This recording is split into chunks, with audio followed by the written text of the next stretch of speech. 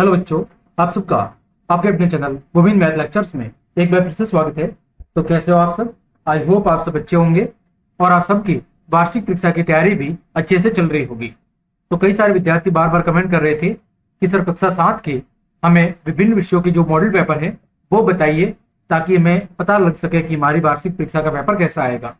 तो आप सभी की रिक्वेस्ट को ध्यान में रखते हुए आज हम कक्षा 7 सामाजिक विज्ञान के वार्षिक परीक्षा पेपर 2024 को डिस्कस करेंगे कि आपकी कक्षा 7 की वार्षिक परीक्षा 2024 में सामाजिक विज्ञान का पेपर कैसा आएगा। तो आप सभी से रिक्वेस्ट है कि ज्यादा से ज्यादा अपने मित्रों को शेयर करें ताकि उन सभी तक ये जानकारी पहुंच सके। और चैनल को अगर आपने अभी तक सब्सक्राइब नहीं किया है तो कृपया करके चैनल को सब्सक्राइब कर ले ताकि सभी महत्वपूर्ण क्लासेस की जानकारी आपको समय पर मिल सके। तो आपका पेपर 2 घंटे 30 मिनट का होगा, जिसमें भाग ए के तहत आपके बहुविकल्पीय प्रश्न दिए गए हैं, यानी अबसद वाले प्रश्न दिए गए हैं। पहला प्रश्न है बच्चों, वैटी क्या था?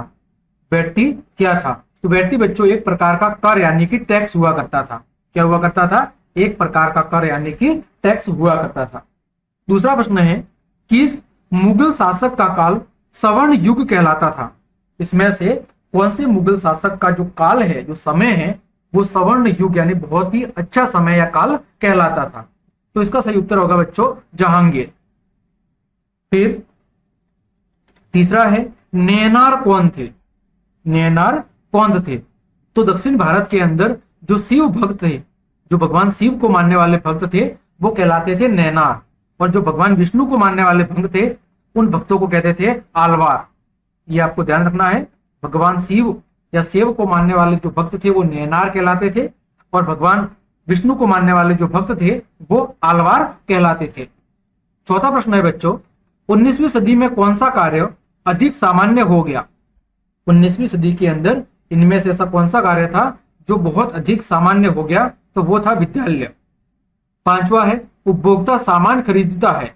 उपभोक्ता है वो सामान कहां से खरीदता है? तो वो एक उपभोक्ता फुटकर दुकान यानी जो छोटी मोटी दुकानें होती है वहां से वो डायरेक्ट सामान खरीदता है।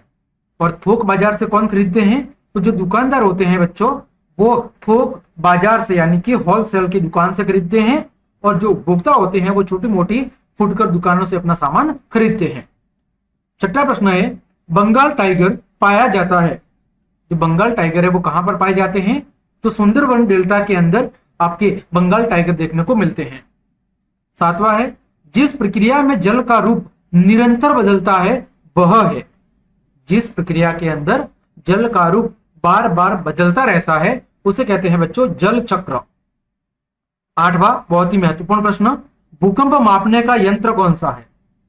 तो भूकंप मापने का जो यंत्र होता है उसे कहते हैं सिस्मोग्राफ। क्या कहते हैं बच्चों? सिस्मोग्राफ या भूकंप मापी कहते हैं। नौवां प्रश्न है, 1819 में आधुनिक शिक्षा का पहला स्कूल कहां पर खोला गया था?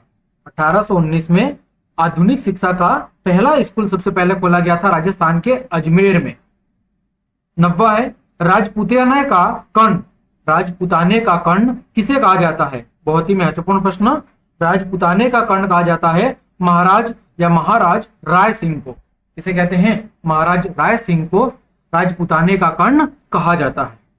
आगे बढ़े, प्रश्न संख्या 11 से लेकर 15 तक रिक्त स्थानों की पूर्ति कीजिए। देखें, 11वीं खाली जगह है, चामानों का सबसे प्रसिद्ध शासक तृतीय था। तो चामानों का जो सबसे प्रसिद्ध शासक था वो शासक था पृथ्वीराज तृतीय। कौन था?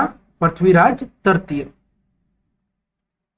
12वीं खाली जगह, सुलह एक कुल का विचार खाली जगह की महत्वपूर्ण देन है। ये किसकी देन थी? अकबर की। 13वां, टेलीविजन का प्रारंभिक रूप खाली जगह था। तो टेलीविजन का जो प्रारंभिक रूप था वो था टेलीवाइजर। क्या था? टेलीवाइजर। 14वां, बुनकरों को सूत खरीदने के लिए खाली जगह नहीं लगाना पड़ता था, तो अपना पैसा। बुनकरों को सूत खरीदने के लिए अपना पैसा नहीं लगाना पड़ता था। 15वां, 26 जनवरी 1950 को हम महत्वपूर्ण दिवस के रूप में याद करते हैं क्योंकि इस दिन क्या लागू हुआ था? इस दिन हमारा संविधान लागू हुआ था। क्या लागू हुआ था? इस दिन हमारा संविधान लागू हुआ था। ठीक, आगे बढ़े। प्रश्न संख्या 16, कॉलम ए में दिए गए शब्दों का मिलान कॉलम बी से कीजिए। पहला है दुर्गावती। तो दुर्गावती को, ये जो दुर्गावती है वो किससे संबंधित है? गढ़ कटंगा से संबंधित। तो इसका सही उत्तर होगा ऑप्शन नंबर 3। ख है निजामुद्दीन औलिया। निजामुद्दीन औलिया, तो जो निजामुद्दीन औलिया है वो किससे संबंधित है? वो संबंधित है सूफी संत से, यानी ऑप्शन नंबर 5 से। फिर फोन या इंटरनेट द्वारा खरीदारी, उसे क्या कहते हैं हम? ऑनलाइन खरीदारी, यानी ऑप्शन नंबर 1। फिर है हिमनद। हिमनद का मतलब क्या होता है? हिमनद का मतलब होता है बर्फ की नदी। फिर है अमृता देवी, किससे संबंधित है? खेजड़ली आंदोलन से। तो इस तरह आपको उचित के साथ मिलान करना था। आगे बढ़े, भाग ब, यहां पर आपके लघु उत्तरात्मक प्रश्न है। इन सभी के उत्तर हम अगली क्लास में डिस्कस करेंगे। आपको एक बार अच्छे से अपने लेवल पर प्रैक्टिस करनी है। यदि आपको किसी भी प्रश्न का उत्तर नहीं आ रहा है तो आप मुझे कमेंट में लिख देना। मैं जरूर अगली क्लास में इस पेपर को पूरा सॉल्व कराऊंगा। वहां जाकर आप सभी प्रश्नों के उत्तर अच्छे से देख लेना। देखो, पहला प्रश्न है कि चारण भाटों ने सूरवीरों की उपलब्धियों की उद्घोषणा क्यों की? जो चारण भाट थे उन्होंने सूरवीरों की जो उपलब्धियां थी उनकी उद्घोषणा क्यों की? तो पहला कारण तो उन सूरवीरों की याद को बनाए रखने के लिए और उनके उदाहरणों से दूसरे व्यक्ति प्रेरित हो सके, इसके लिए उन्होंने ऐसा किया होगा। दूसरा है, आपके विचार से मीरा ने राणा का राजमहल क्यों छोड़ा? तो देखो, जो मीराबाई थी उन्होंने राणा का राजमहल इसलिए छोड़ा होगा क्योंकि वहां उसे एकाग्र भक्ति के कारण राजा के विरोध का क्या करना पड़ रहा था? बार बार सामना करना पड़ रहा था, यानी उसकी भक्ति में विघ्न उत्पन्न हो रहा था। वहां पर उसे भगवान की भक्ति नहीं करने दे रहे थे। वो चाहती थी कि वह एकाग्र होकर भगवान की भक्ति में लीन रहे, इस वजह से उसने राजमहल छोड़ दिया होगा। तीसरा है, त्रिपक्षीय संघर्ष में लगे तीनों पक्ष कौन कौन से थे? तो कौन कौन से थे? एक पक्ष था आपका गुर्जर प्रतिहार, दूसरा था राष्ट्रकूट और तीसरा था पाल। ये आपके तीन क्या थे? पक्ष थे। कौन कौन? गुर्जर प्रतिहार, राष्ट्रकूट और पाल वंश। ठीक है, इनके बीच जो हुआ संघर्ष हुआ था उसे त्रिपक्षीय संघर्ष के नाम से जाना जाता है। चौथा, मराठा शासक दक्कन के पार विस्तार क्यों करना चाहते थे? जो मराठा शासक है वो दक्कन के पार अपने साम्राज्य का विस्तार क्यों करना चाहते थे? तो इसका कारण क्या था? क्योंकि साम्राज्य विस्तार करने से उन्हें संसाधनों का वहां पर क्या मिलता? भंडार मिलता, और उन क्षेत्रों में सोत और सरदेशमुखी कर वसूलने का भी अधिकार उसको मिल जाता, मराठों को मिल जाता था। तो इसी वजह से मराठा चाहते थे कि दक्कन के पार भी अपने साम्राज्य का क्या हो? विस्तार हो। पांचवा है, शिक्षा के किस स्तर पर आपको सर्वाधिक बच्चे स्कूल छोड़ते हुए दिखाई देते हैं? तो शिक्षा का जो उच्च माध्यमिक स्तर होता है कक्षा 9 से 10, वहां पर छोड़ने वाले बच्चों का प्रतिशत क्या है? सबसे ज्यादा है। शिक्षा के उच्च माध्यमिक स्तर जो होता है, कौन सा स्तर? उच्च माध्यमिक स्तर। ठीक है, यानी 9 से 12, इनके बीच में पढ़ाई छोड़ने वाले विद्यार्थियों का प्रतिशत सबसे ज्यादा होता है। आगे बढ़े, प्रश्न संख्या 6, मीडिया शब्द किसके लिए प्रयोग किया जाता है? तो सामूहिक रूप से संचार के जो अलग अलग माध्यम हैं उनको दर्शाने के लिए मीडिया शब्द का प्रयोग किया जाता है, जिसमें radio, television, telephone, mobile phone, fax, है ना, ये सारे जो संचार के साधन हैं, इनको जब हम सामूहिक रूप से रिप्रेजेंट करते हैं तो उन्हें हम मीडिया शब्द से संबोधित करते हैं। सातवां है, जीवीय पर्यावरण के दो प्रमुख घटक क्या है? तो एक तो पेड़ पौधे और जीव जंतु। कौन कौन है? पेड़ पौधे और जीव जंतु। आठवां, रेगिस्तान क्षेत्र की दो विशेषता। तो पहली तो क्या है? वहां पर शुष्क वनस्पति देखने को मिलती है। कैसी वनस्पति देखने को मिलती है? शुष्क वनस्पति देखने को मिलती है। और दूसरी विशेषता क्या है कि वहां पर बहुत कम वर्षा होती है। कहां पर? रेगिस्तान में। नौवां, सहकारी संस्थाएं क्यों खोली गई? तो जो व्यापारी लोग थे उन व्यापारी लोगों पर निर्भरता को कम करने के लिए सहकारी संस्थाएं खोली गई। व्यापारी लोगों पर निर्भरता को कम करने के लिए क्या खोली गई? सहकारी संस्थाएं खोली गई थी। 10वां, वन स्थली विद्यापीठ की स्थापना किस उद्देश्य से की गई? तो पूर्व और पश्चिम की जो आध्यात्मिक विरासत और जो वैज्ञानिक उपलब्धि थी उनके समन्वय को व्यक्त करने वाले व्यक्तित्व का विकास करना, यह किसका उद्देश्य था? वनस्थली विद्यापीठ का। वन स्थली विद्यापीठ का उद्देश्य क्या था?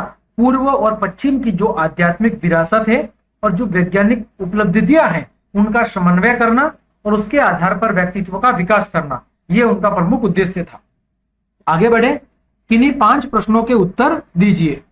11वां है, तमिल क्षेत्र में किस तरह की सिंचाई व्यवस्था का विकास हुआ? तमिल क्षेत्र के अंदर किस प्रकार की सिंचाई व्यवस्था का विकास हुआ है वो आपको बताना है। 12वां प्रश्न है, आपके विचार से बहुत से गुरुओं ने उस समय प्रचलित धार्मिक विश्वासों तथा प्रथाओं को स्वीकार क्यों किया? उनके पीछे कारण बताना है कि जो बहुत सारे धर्म गुरु अथवा संत थे उन्होंने उस समय समाज में चल रही अलग अलग धार्मिक परंपराएं, विश्वास, प्रथाएं उनको स्वीकार क्यों किया। 13वां है, साप्ताहिक बाजारों में दुकानदार कौन होते हैं? बड़े व्यापारी इन बाजारों में क्यों नहीं दिखते?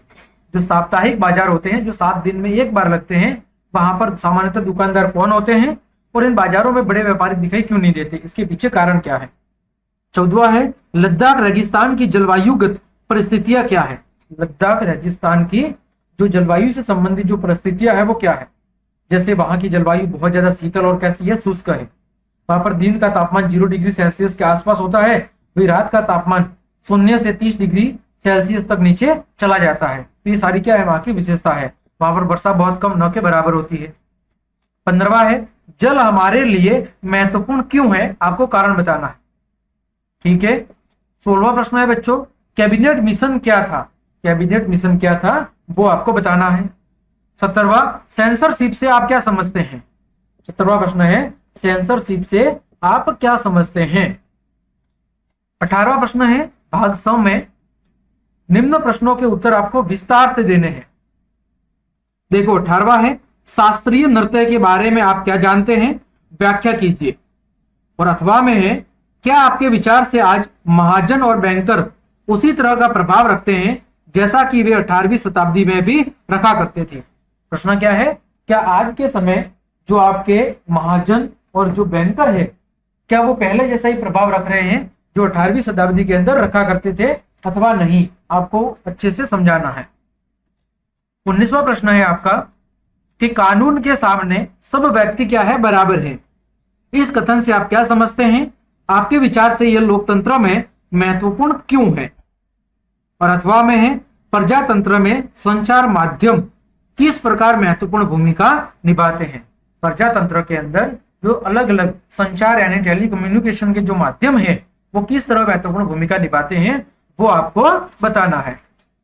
आगे बढ़े, प्रश्न संख्या 20, लद्दाख में निवास करने वाले लोग किस तरह अपना जीवन यापन करते हैं? उनके जीवन यापन के बारे में आपको विस्तार से समझाना है। अथवा में है, आयात निर्यात की परिभाषा और इसके महत्व को समझाना है। ठीक, आगे बढ़े, प्रश्न संख्या 21, भारत के मानचित्र में आपको निम्नलिखित स्थानों को क्या करना है? दर्शाना है। जैसे हैदराबाद, ईटानगर, दिसपुर, पटना, पणजी। फिर अथवा में दिया हुआ है उसमें दिल्ली, चंडीगढ़, लक्षद्वीप, दमन और दीव, दादर और नगर हवेली। तो देखो मैं कुछ महत्वपूर्ण एक बता रहा हूं, आप बाकी आप देख लेना। जैसे यहां पर क्या है? चंडीगढ़। पंजाब की राजधानी क्या है? पंजाब और हरियाणा की राजधानी चंडीगढ़ है। फिर यहां पर क्या है आपका? यहां पर आपका दिल्ली है। ये पूरा साथ में दे रखा है पंजाब हरियाणा। यहां पर आपका क्या है? दिल्ली है। ठीक है, ये पुराना मैप छपा है, ये आपका दिल्ली है। फिर यहां पर ये पटना है। फिर ये यहां पर दादर और नगर हवेली है, दादर और नगर हवेली। फिर यहां पर दीव और दमन है, इधर कहीं पे इस किनारे पे दीव एवं दमन। ठीक है, फिर यहां पर गोवा की राजधानी क्या है? पणजी है। यहां पर गोवा की राजधानी पणजी है। फिर यहां पर ये आपका लक्षद्वीप है। फिर यहां पर आपकी हैदराबाद है, आंध्र प्रदेश की राजधानी हैदराबाद है। फिर यहां पर आपकी असम की राजधानी दिसपुर है। यहां पर अरुणाचल प्रदेश की राजधानी ईटानगर है। तो ये आपको अलग अलग स्थान मैप के अंदर दर्शाने थे। तो ये था आपका सामाजिक विज्ञान का पेपर। उम्मीद करता हूं आपकी बोर्ड जो वार्षिक परीक्षा 2024 का पेपर है वो बिल्कुल ऐसा ही आएगा, और इस पेपर में से कई सारे प्रश्न आपको अपनी वार्षिक परीक्षा के पेपर में देखने को जरूर मिलेंगे। तो आप सभी विद्यार्थी इन सभी प्रश्नों को बहुत अच्छे से तैयार कर ले। उम्मीद करता हूं आपके लिए काफी उपयोगी साबित होगा। तो आज के लिए इतना ही। जय हिंद, जय भारत।